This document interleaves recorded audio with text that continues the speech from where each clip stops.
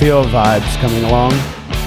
Almost Libra season. Oh my God, it's almost Libra season. Oh my God. What's up, guys? It's Mike Frank and Heather Kelley coming back to talk to you again. Two Baltimorons here with eXp Realty in Baltimore, nonetheless. I feel so good to be back. I've been gone for 2 weeks and it's way too much. I can't handle it. Okay, welcome back. Welcome. We were talking a little bit this morning about kind of preparing your house and being ready to sell, being ready to buy, and just not making the silly mistakes that buyers and sellers make in today's market. I want to check out this. I'm going to give a big shout out to my friend Eric Berman. I think I said that right. Berman? Am I right? Yeah. Berman? I always pronounced it. Okay, perfect.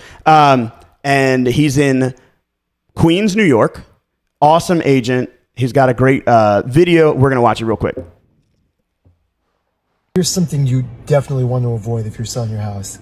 Now, I know it's not nice for me to tell you to get out of your own house, but when you're selling and you're doing open houses and you have showings, it's really not ideal for you to be walking around with the buyer as they look at your house and try to envision it as their own. It will tend to make people uncomfortable, and it gives people a hard time to really be able to speak to one another openly about what they would do out of fear that they might offend you, the seller. So as long as you have your real estate agent there, you should be able to trust them to show your property. Wild consideration. The other thing, and he didn't go into this in detail, but a lot of agents will be present for their listings, for showing their listing property. How do you feel about that? I think it's hit or miss. I really think that there's a way to do it where it's not invasive and pushing yourself on them. I think when you let them in the door, any feedback on the way out, great, thank you so much. I think there's a time and a place for that, and I think it really depends on the price point as well, because I understand guardedness with people traipsing through your home. Right. I would say as a whole, though, I definitely tell my clients you are not allowed to be in the house. Not Straight at all. up, you're not allowed to be there. I've lost contracts because of sellers and buyers intermingling. And it was the worst transaction I've had ever. So I think the biggest thing is like, hey, get out of the house. Let the house be what the house is, right? Let the buyer see it for what they love and what they don't love. And if they want to make an offer, they're going to make an offer. You're not going to change that. I feel like regardless, you being in the house shows them that it's your life in that home, and it makes it much harder for them to envision their life in the home. Yeah. I mean, I definitely agree. I even feel like when the listing agent is there, it's hard. It depends. It's a challenge. I turned down a listing a long time ago because the seller said, I want you to be present for every showing. No. And I said the pragmatism of that statement is challenging in today's market. And I'm not saying there aren't agents that can do it, but what I'm saying is that my highest and best use of my time is marketing your home, not being present for some other agent's clients in case they have a question. In my personal experience, I went to a property when I was looking to buy and the listing agent was present. And I just, quite frankly, I already knew the property. I had already walked the property before without the listing agent because the seller has a personal relationship with my family. And so she let us walk through the property. And she told me it was going to be listed with this brokerage, blah, blah, blah, blah. I said, no problem. I appreciate you letting us know. When it did come to the market, we decided to tour it again. And so the listing agent says, is your buyer pre-approved? And did all the good things a listing agent would do. But then when we're walking through the property, now I guess I should let you know, I told the listing agent that I was the buyer. So I'm the agent and the buyer. And as we're walking through the property, the listing agent says to us, here's the drawings, here's the plat map. This house was built in, 1946. Like, doesn't matter when it was done, right? But he's sort of, I guess, like selling it. Trying to lead. Yeah, I don't really understand.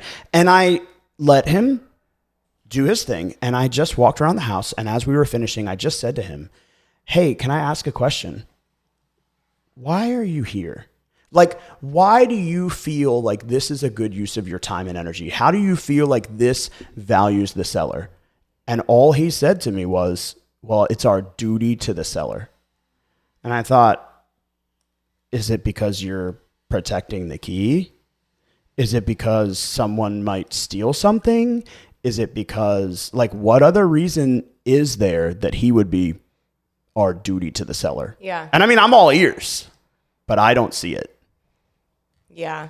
And again, I think we're dealing with a broad range of humans, right? I feel like everyone's different. Everyone has different expectations, and that's something that needs to be metered out between seller and agent and buyer and agent. You know, Right. There are times where I'll have a showing and I don't tell my buyer client that the landlord is going to be there or the tenant, or just because. Or you don't know.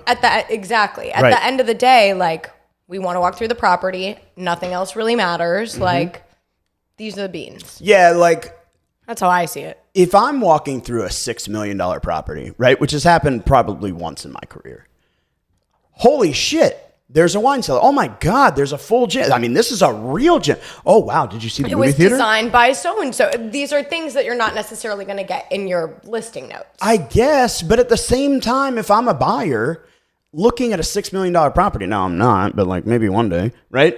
I'm looking at a $6 million property. Does it matter to me that it was built by, Charles Schwab? Like, what do I care? And I don't understand what the listing agent is going to do that's going to impact the buyer and the buyer's agent. And think about it from a professionalism standpoint, right? I have rapport with my client. And in this case, I am the client. I have rapport with my client. I have a license. I have, a history of, a track record of my business. I don't think there's any reason to have caution or concern as a listing agent and a seller. And by the way, everything that you're doing, Mr. Listing Agent or Mrs. Seller, while you're staying in the property, you're just breaking down the rapport that I have with my client. You're making the experience now awkward for them. That's just my opinion is like, if I'm a listing agent and I'm in there like over inundating you with information, am I really helping?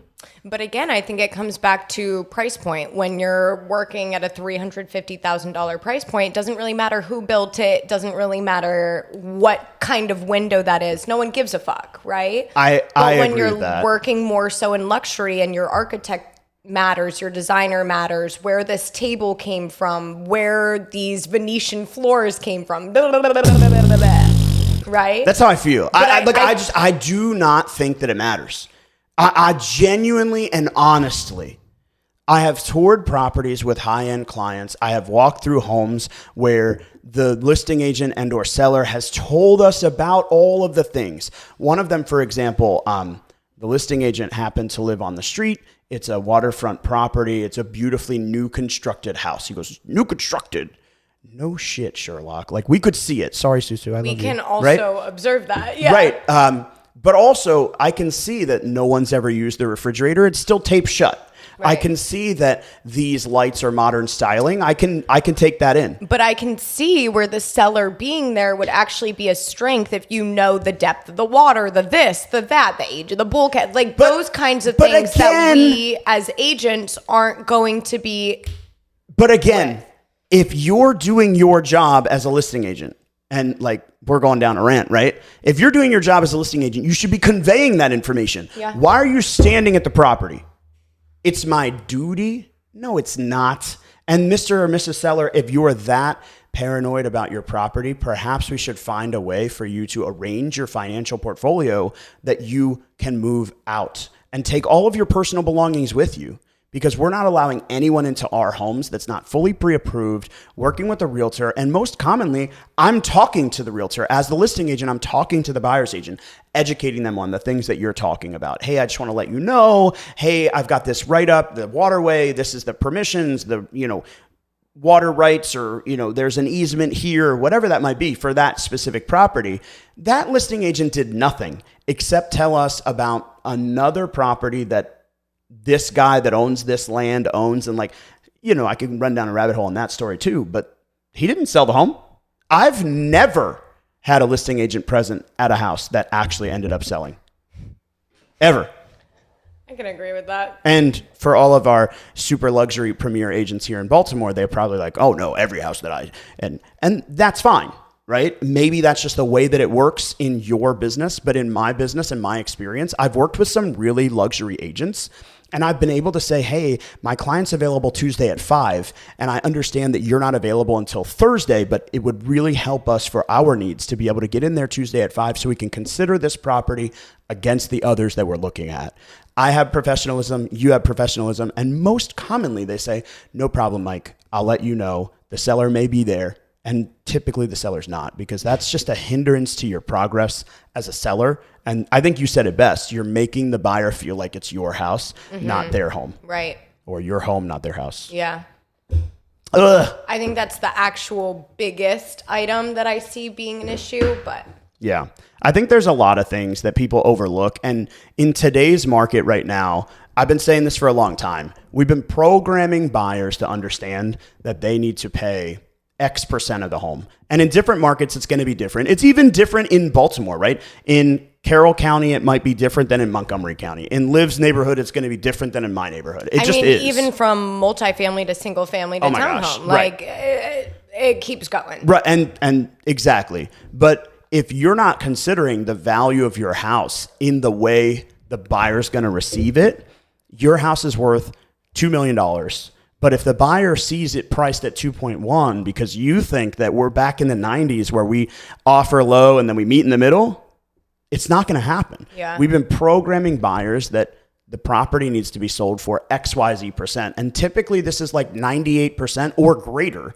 In some areas like Liv's community, it could be 110% of the listing price if it's listed appropriately. But if you list it at 110% of your neighbor's list price, your neighbor's house is going to sell and your house isn't. I mean, I always tell my buyer clients to kind of measure the market that we've been in. I was on showings with a client and we ended up submitting offers. And I was like, listen, like, I know that you want list price on this home and that's what you want to seal it for. But especially in the world where we're changing, seeing things kind of move around when it comes to compensation for agents and then also any seller concessions or things of that nature. You know this market almost as well as I do at this point. Maybe Right. not the metrics of it, but you know that this home has a better layout, has a better function form, blah, blah, blah, blah, blah, blah, for the price that it's being offered at. Right. I think sellers need to be doing the same thing. You need to be going into the market, run to an open house or two on your free Saturday at a similar price point. Does your home compare or no? Right. And Like, be realistic about the market that you're working within. And when you're researching the neighborhood, it could be stats, it could be condition, it could be, but what if you just look through the eyes of a buyer? This is one of the most powerful questions that you can ask a seller is, hey, if you were a buyer touring this home, what would you see differently? What would Yeah. you change? What would you want to be done different? Right. And then the sellers, all of a sudden, they like open up and they start to say things like, well, I've never liked that my shower doesn't have a handheld, right? Or I've never liked that we don't have a double vanity in the bathroom. Just using the bathroom as an example. And it's like, well, hey, that house down there that, you know, priced at $475 had the double vanity in the bathroom. They have a little bit of a more primary master. It looks like they expanded when they did the addition. And so I do understand that you guys have an addition as well, but you didn't expand your property in the same way. Yeah. A buyer might see that a little differently. Can you understand that? And they say, well, yeah, but I still want $475. Well, then it comes back to pricing strategy, right? Like if we price at $465, are we going to get 103% of list price, or are we going to go at $445 and get 107% of list price? Yeah. Which is more likely to happen. Right. And so pricing strategy, understanding the market, working with a professional, like all of these things matter probably now more than ever. And I think if you're not considering it as a seller, Yeah. but also as a buyer. Right. I mean, like- exactly. Because I feel like it really is the same conversation, just had in different forms. Well, I was working with a buyer yesterday. We looked at two houses. One was listed for X, right? Let's just say it was listed for $430, and the other was listed for Y. Let's just say it was listed for $465. The buyer was like, well, yeah, but that one's $35,000 cheaper, and it's in better condition, and it's this, and it's that, and it's the other. And I said, but also look at the $465 house. Look at the potential. Look at the deferred maintenance. The reason that no one else is buying it is because it's not all that in a bag of, whatever. But instead of paying 101% of the 430 house, what if you could pay 99% of the 465 and build equity where everyone else sees a messy home? Right. I think it does go both ways. I think the other thing that people are doing in today's market is failing to understand the timing, right? Yeah. Right. And people want to talk about, oh, is it better to sell in the spring or in the fall? Is it better to sell in the Christmas time or should I wait till Valentine's? Best time to sell is when you need to. Right. And because who's out there in the market? Right. Someone that needs to. Right. So if you list your house Christmas week because you got a job offer and you've got to move and you've got to be out in 3 weeks and you can't afford to carry 2 mortgages and this, that, and the other, I bet you there's a buyer that just got a job offer that needed to be out of their house in, Michigan and they moved to Baltimore and they're living in temporary housing and they've got to do this, and they see your house come on the market Christmas week and it doesn't matter that it's Christmas week. Will there be more buyers in the spring? Yes. Matter of fact, it is what it is. But will there be more sellers to compete with? Also, yes. Also, yes. So I think market timing is probably the most important thing. How have you seen maybe a buyer client take advantage of market timing or maybe a seller client take advantage of market timing? Let me think on that one. Ooh.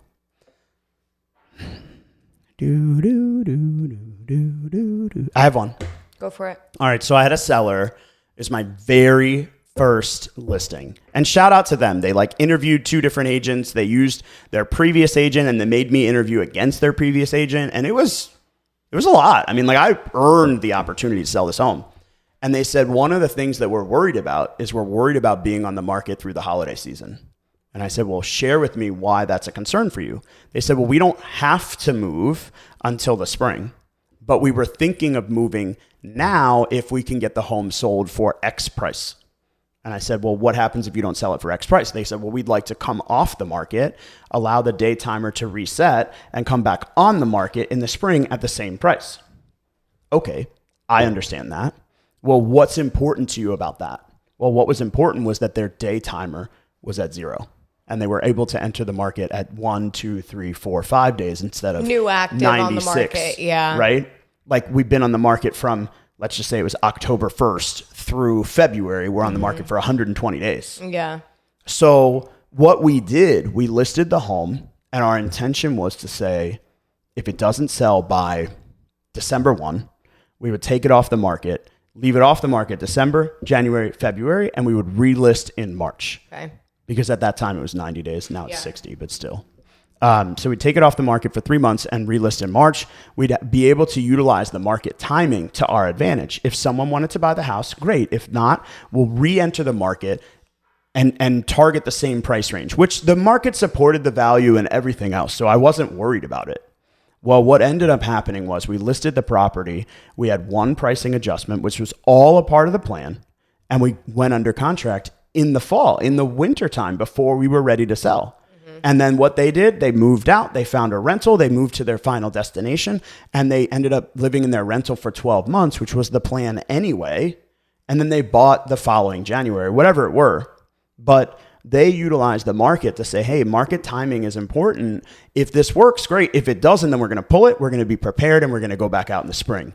And that was just the smartest thing that I had never experienced. I mean, in my 12 months that I had been a real estate agent. Yeah. But now I was learning from the opportunity to, cultivate ideas working together with the seller for what was important to them. Yeah.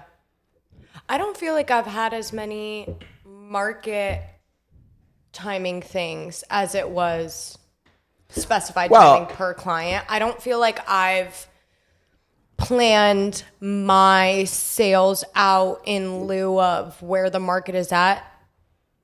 I think the simple one is, hey, Roberta needs to be moved by September 1. Yeah, but I'm thinking like market flow things, like what you were just talking about and dates and stuff. But think about this, right? Like Roberta has to move by September 1. Right. So if we start in May, when's she going to settle? Depends when we go under contract. Well, right. But if we make offers in May. June. Sure. Or May 2nd. Or she's not settling May 2nd. Oh, you were saying under contract. When's she going to settle? Oh, July, August, September. June or July. If she's making offers in May, she's going to settle in June or July. So simply put, like market timing, if you're not paying attention to the current state of the market and you're saying, oh, well, I'll just put a settlement date back in August because I don't have to move until September 1. Well, you're not really being aggressive with the current conditions of the market. But if you're also playing the game right and you say, hey, well, if I buy and I settle in June, my first payment's due when? August 1. So then I would have to make 2 payments in August for rent. But if I settle in July, when is your first payment due? September 1. So then you're timing the market, but you're also being proactive saying, hey, I really can't afford a 45 or a 60-day close and be competitive in today's market. That's timing the market. Yeah. Right? Being prepared for the marketability of your home as a listing and being prepared for the marketability of yourself as a buyer. Agreed. If you're looking to get closing costs covered, maybe take advantage of a grant program, this process is going to take a little bit longer because we have to fight against people that have cash. We've got to fight against people that have the capacity to pay their own closing costs. And oh, by the way, the grant programs aren't quick. So all of these things play into the buyer side on market timing. And on the seller side, if you're prepared to move, like I have a client who's prepared to move, his first day of his new job is November 9th. And I'm like, okay, so if we list your house today, September 1, and we settle, like we find a buyer quickly, they're going to settle in October, maybe in September. What do you do then? And then it's like, oh, well, maybe we should pull back. Maybe we should push the reins forward. Maybe we should look for a short-term rental until we move into the new job. It's like, these are all market timing considerations. And if you're not paying attention to the current state of today's market, like that is a big mistake that people are making in this year. Yeah. So I'm curious to see how the market turns, how things will change in 2025. We've got a lot of things happening at the Fed rate. We know that we're going to get some pricing adjustments here soon. That have already been factored in, but yes. Facta, right? But if we get 2 or 3, we may see some high 5s coming in the early part of 2025 and may change the buyer pool. It may change how the market changes. You know, the sellers that have been sitting on their equity from 2013 may start coming back in droves. There's going to be a wild 12 months. I don't doubt it. And you need to be working with somebody that's ahead of the game, in my opinion. If you guys don't already know, we have movie night coming up next Friday, September 13th. It's here at our office at 7 p.m. The link is going to be in the bio. Also, I believe we've already voted, but I don't think that I know the final tally. If you weren't paying attention to our Instagram, we were doing polls for what movie it was going to be. I'm pretty sure Spider-Man is still going to win. I fucking knew that was going to be the case, but alas. Shout out to John.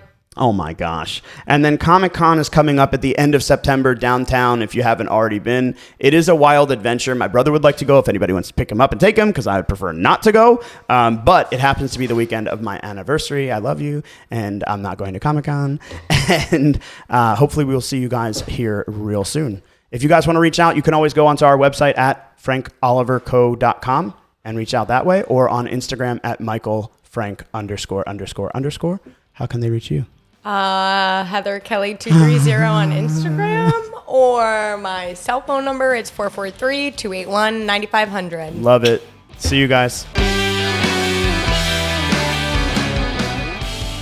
What's up, guys? Thanks for watching. For more information on the housing market, Real Estate 101, how you can leverage your position in today's market, and so much more, click on the link below.